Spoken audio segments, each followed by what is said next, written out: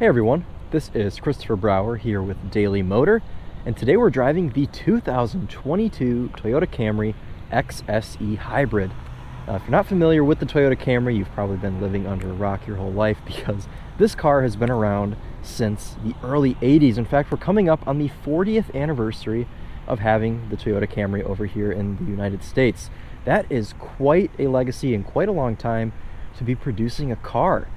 So obviously the Camry's been a hit in the USA and still continues to be, even in this super SUV hungry market. They are still going strong with the Camry. They're still producing this car, and I don't really see an end in sight for this car like its older brother, the Toyota Avalon, which we are losing for the 2022 model year.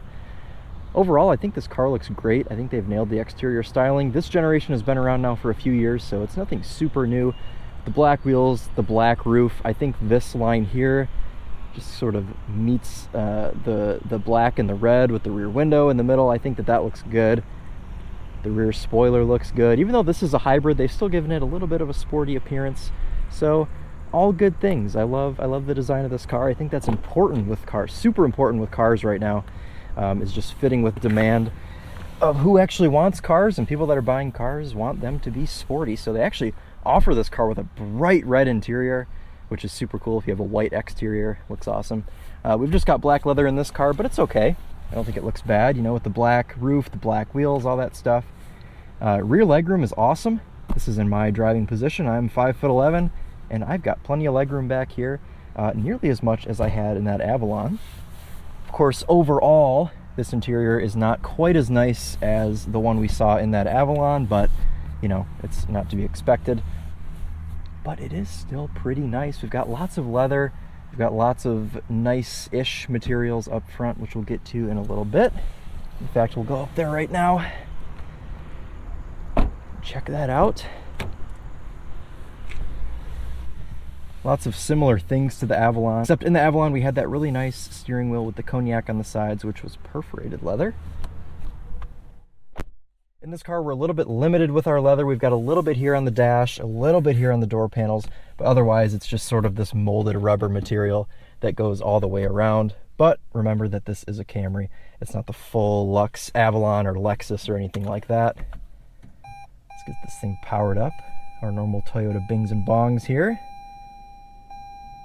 Our standard Toyota Infotainment, though we do have a JBL sound system in here. Stay tuned for Charlie's test of that if you're curious how that sound system performs. We have wired Apple Carplay in this Camry. As you can see, I've got mine going here. I haven't had as many issues with this Apple CarPlay system as I did in the Avalon. With the Avalon, I would have to plug in and unplug my phone and re-plug it back in every time I got in. This car has only done that once to me so far, and the Avalon was countless times, so that's a good improvement. The Avalon was one model year older, so maybe they fixed it for the 22 model year. That would be awesome. Our display here, got two analog gauges on the outside. We've got our digital display in the middle that tells us our fuel economy. I've been getting about 43 average over the past couple days. Again, if you want to know more about that, Charlie has done an in-depth video on the fuel economy where I suspect he's done even better than that 43. Down here are normal buttons that we usually have on Toyota cars: auto brights, camera view, trunk, fuel door, heated steering wheel. Over here we've got heated and cooled seats, our drive modes, EV mode, auto hold, all of that sort of thing. This whole dashboard design is very interesting. We've got this line that sort of travels all the way down here and meets with this line, sort of like on a sharp edge here that forms into our leather and all of this here. So it's a very interesting dashboard design. I wouldn't say that it's really for everybody. I like it. I think that dashboards are very important and crucial to the interior design of a car, and this one is cool. I hate when it's just like a large barren wasteland of plastic. I think that they've used their materials very wisely here, and they've made something actually really pretty and very visually appealing. No sunroof on this car, and unfortunately we have a beige headliner in here. I guess it makes it feel a little more airy, but I never prefer a beige headliner. Our sunglasses holder is also beige, but it's got a little protector in here so your lenses don't get scratched, so that's nice of them. Map lights, SOS button, all that stuff. So anyways, I guess enough of all that. We should probably take this Camry out on the road and see why people love Camrys so much, why this car's been around for almost 40 years. Nice mechanical feel on that shifter. I always love the feel of Toyota shifters. They always feel nice and proper. Oh, I've Toyota on Toyota violence. That person almost wanted to make a Highlander Camry sandwich. So powering this Camry, we have a 2.5 liter 4-cylinder that is aided by an electric motor to combined produce 205 horsepower. That's down about 10 horsepower from the heavier Avalon, but it is a little bit quicker because this car weighs 3,500 pounds while the Avalon weighs about 3,800.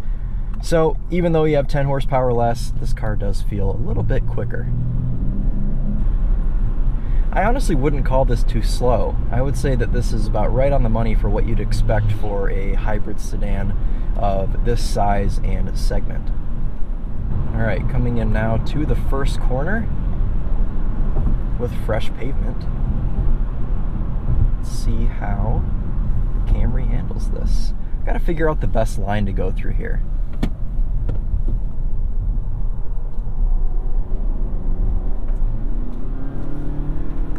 The tires on these hybrid sedans are actually quite nice. They really don't make a lot of noise like the Prius did.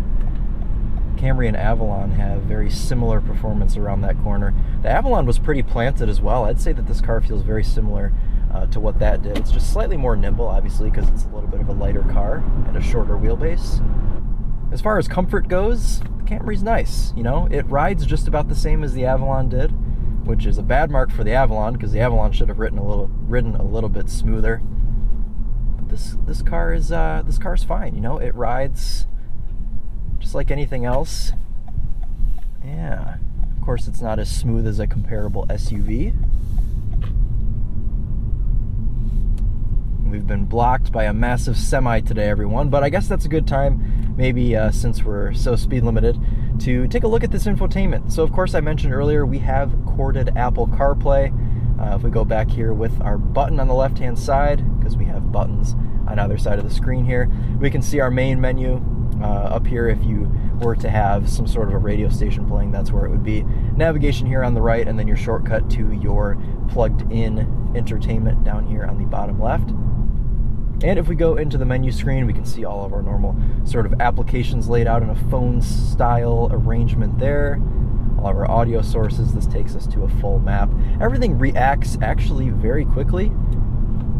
I haven't really had any issues with this like I did with the Avalon, so that is all good to see. And we don't have that weird matte, well, I guess it is a little bit of a matte finish, but it's not as bad as some of the older Toyotas where they had the fully matte finish on the infotainment screen, which I don't really like. I like a little bit of a shinier screen because it feels more like a phone. And I like when infotainment systems feel like your cell phone. As far as climate control goes, we do have a separate unit down here. It's not integrated into the infotainment, which is great. Simple to use, couple knobs here, buttons, and it is automatic as well. And going along with that, we do have heated and cooled seats, which work nicely. They're just down here in nice little buttons. You can't heat and cool at the same time, which is a little bit unfortunate, but you know, get what you get.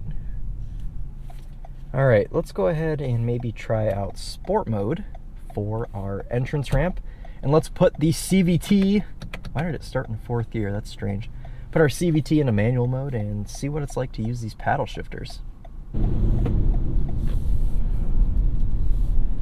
Okay, so it has me in first gear. Yep, okay, we're revving out the engine a little. I'm gonna hang back so we can get a proper speed here. All right, here we go. Okay, I'm not sure the paddle shifters really do anything. 50, whew, okay. Quite a bit of tire squeal there just at 55 miles an hour. I was able to take the Avalon around there at speeds over 60. And now that we're on the highway, of course, you can see we do have a couple of driving aids, such as radar-guided cruise control, of course, and also lane keep assist. Tap it once for your steering assist, and then again for your lane centering assist. Not too bad of a brake pedal feel. Oftentimes with hybrid cars, the brake pedal feels very odd, but this one feels quite normal, so that's good to see. Maybe hybrid cars are getting away from that weird brake pedal feel that we used to get a few years ago. So overall, the Camry as a whole, of course, is a very iconic car. It's been around for so long.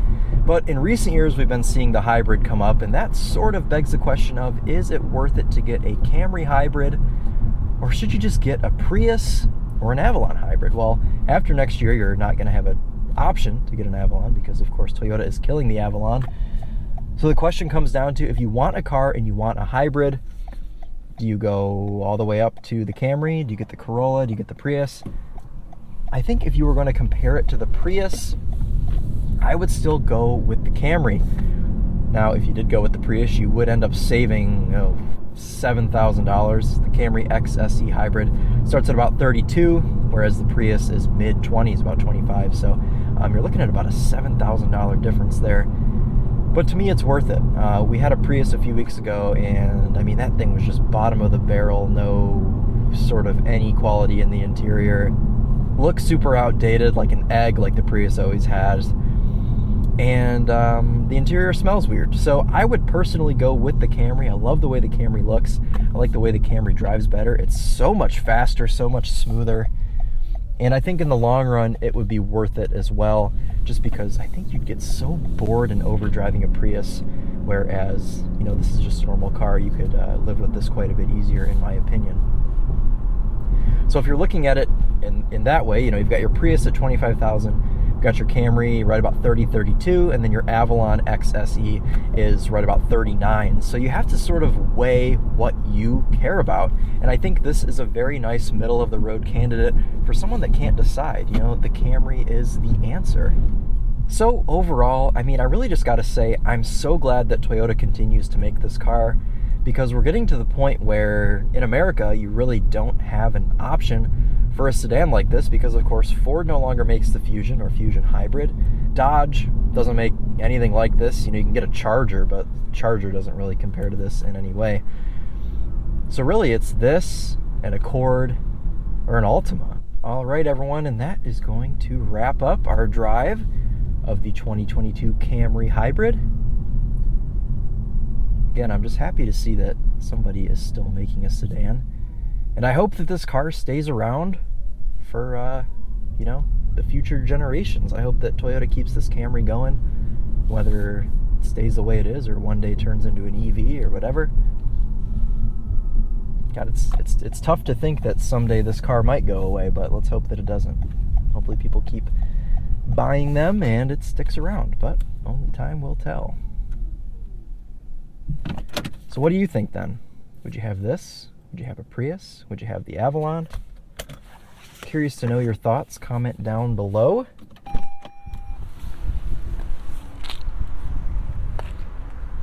Really is a good looking car though, exterior wise. I think out of the Altima and the Accord, I prefer the exterior design of this car. But anyways, thank you all so much for watching. This has been Christopher Brower with Daily Motor, and as always, drive on.